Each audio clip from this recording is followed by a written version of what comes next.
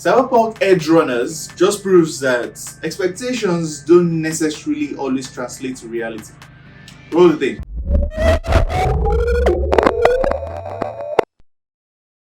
Cyberpunk Edgerunners was released on 13th of September on Netflix, and it's from the Cyberpunk universe, Cyberpunk 2077, the game that received a lot of hate. For the right reasons, it was very buggy. I mean, when you have to play the game, well, it's a first-person shooter, and I'm not a big fan, but I know sometime in the future, maybe, just maybe, I'll play the game.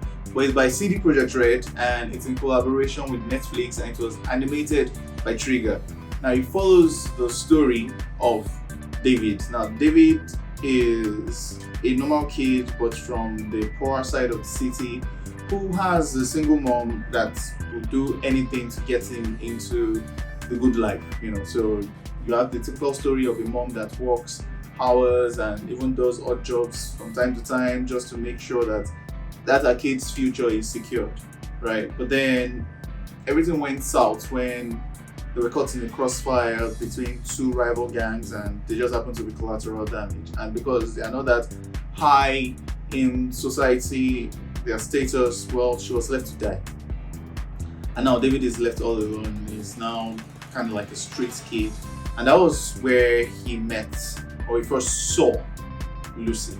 Now, the thing is, in the Cyberpunk universe, there is tech that people insert to their bodies, right? So if you're not aware of it, that's it. Like, people mod themselves, they modify themselves to look crazy in different ways. But then there are also side effects if you overdo it, and there's some tech that hasn't been safe for humans yet. So it's the testing process also, they do a lot of testing on different people, and they look for certain markers in different people, their tolerance level, and all of those things, right? So there is all of that from this entire Cyberpunk universe.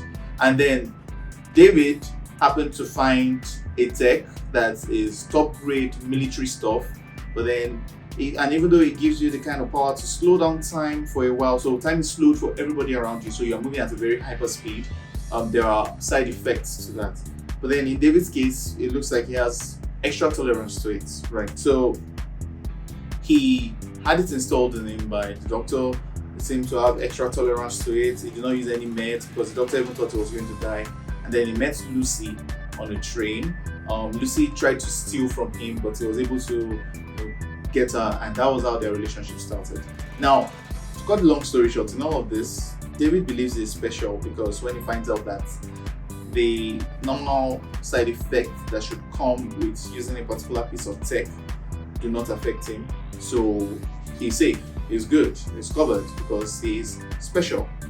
Well, he isn't, and that's the thing. Like, I think if I'm going to go, when I was watching this series, episode 1, episode 2, it was kind of sad. But when we got to episode 4, it was happy. Everything looked so good. And at that point, I was like, yeah. Especially the animators, they did it in a way that the camera was just on David, and he had this smile on his face that I am happy, I'm satisfied, everything is good like this. Do you know that smile was the indicator for me that, yeah, this is not going to end up.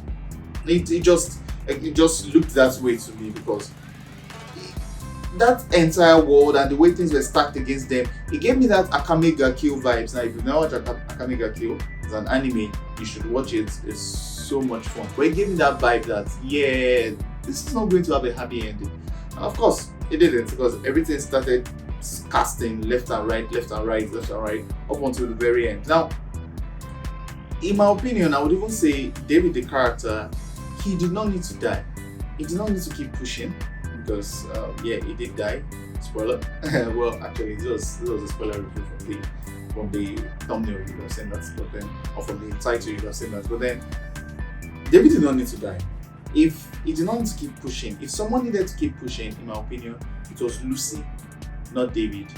But then the fact that David kept pushing, I guess in the end, he kept pushing so that Lucy wouldn't need to push, because if it was out of the equation, then Lucy was fine.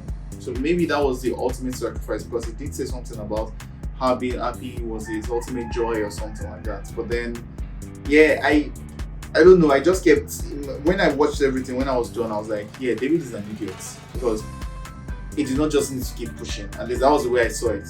But hey, that was the story that was given to us, and it was a good watch. It was a fun watch. I did like it.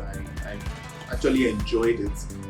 This is the first season, and I know CD Projekt Red has a couple of other projects to create with Netflix, and there might be a second season for Cyberpunk. I just know maybe it will be new characters, or maybe something will continue with Lucy. We don't know yet, but whatever the case is, I did enjoy this one. It was a fun watch. I liked it, and it's one that if you are on the fence about watching it, I definitely recommend it. If you've seen it, what do you think? Do you agree with my opinion that David is an idiot, is not need to die, or do you disagree? What else do you have to say about the series itself, the animated series? Sound off in the comment section down below. Don't forget to like, share, comment, subscribe, and check out this video or this video next to see some of our other dope reviews on the channel. It's been Tech for GVNNaija. Live long and prosper.